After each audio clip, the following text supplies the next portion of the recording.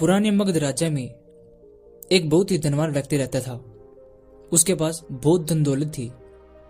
एक दिन उसने अपनी धन दौलत का हिसाब लगाया तो उसने पाया कि जितनी मेरे पास यह संपत्ति है यह केवल उसके बच्चों तक ही है।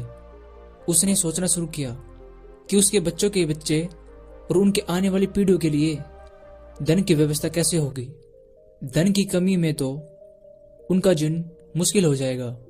इसी बात के बारे में सोच सोचकर वह बहुत चिंता में रहने लगा। लेकिन उन दिनों में गौतम बुद्ध एक राज्य में आए हुए थे। तभी उनको किसी ने बताया कि तुम गौतम बुद्ध की शरण में जाओ, वह तुम्हारी सारी समस्याओं का समाधान जरूर कर देंगे।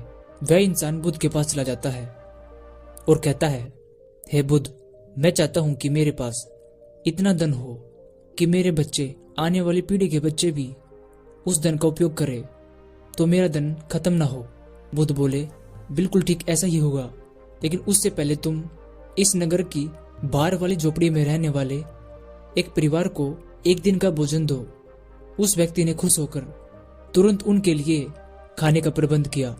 जब वह इंसान उस झोपड़ी के अंदर जाता है तो उसके अंदर एक बूढ़ी सास और उसकी बहू है। वह बूढ़ी औरत ध्यान कर रही थी और उसकी बहू रसोई में खाना बना रही थी। उस व्यक्ति ने खाने का थैला दिखाकर कहा, मैं इस नगर का सबसे धनवान व्यक्ति हूँ और तुम्हारे परिवार के लिए एक दिन का राशन लेकर आया हूँ, इसे रख लो।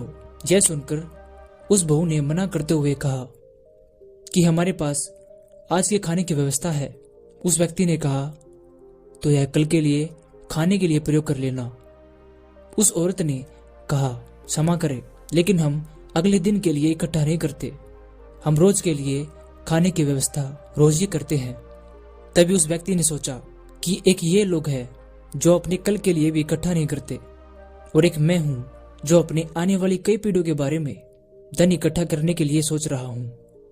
उस इंसान को समझ में आ चुका था कि गौतम बुद्ध ने उस नगर की बाहर वाली झोपड़ी में उसे क्यों भेजा था। अगले दिन सुबह होते ही वह इंसान फिर बुद्ध के पास चला जाता है और कहता है, हे बुद्ध, आप मुझे जो समझाना चाहते हो वो मैं समझ चुका हूँ, लेकिन आप क्या मुझे विस्तार से बता सकते हैं कि चिंता होती क्या है और इसका समाधान कैसे होता है। गौतम बुद्ध ने कहा, कल के लिए की जाने वाली चिंता हमारे कल को बदले या ना बदले, लेकिन वो हमारी आज की खुशी जरूर छीन लेती है। चिंता एक ऐसी मानसिक बीमारी है जो हमारे जीवन से हर तरह की खुशी छीन लेती है और उसे नीरस बना देती है। असल में चिंता का कोई वास्तविक अस्तित्व नहीं होता। चिंता एक ऐसा भाव है, ऐसा विचार है जो आने वाले भविष्य के डर से पैदा होता है। जिन वस्तुओं के ऊपर हमारा कोई नियंत्रण नहीं होता, जिनके लिए हम कुछ भी नहीं कर सकते, उन चीजों के बारे में बार बार सोचना ही चिंता है। बुद्ध ने आगे कहा, जरा एक गहराई से सोचो कि जिन चीजों में तुम्हारा बिल्कुल नियंत्रण नहीं होता, जिन्हें तुम चाहकर भी नहीं बदल सकते, अगर उन चीजों के बारे में तुम पूरा दिन भी ना सोचो तो क्या बिगड़ जाएगा। यह सुनकर उस इंसान ने कहा, बुद्ध, तो क्या आपके कहने का अर्थ यह है कि हम किसी भी चीज के या घटना के बारे में सोचना ही छोड़ दे। बुद्ध ने कहा, जीवन में जो भी समस्याएं आई है या फिर आने वाली है उसके बारे में सोच के उसका समाधान निकालना, यह तो हमारी बुद्धि का धर्म है, लेकिन उसी समस्या के बारे में बार बार सोचना यह एक मानसिक बीमारी है। जब हमारा दिमाग किसी घटना, किसी एक विचार में अटक कर रह जाता है तो ऐसा विचार हमारे जीवन से सारी खुशी, सारा जहां, सारा आनंद छीन लेता है।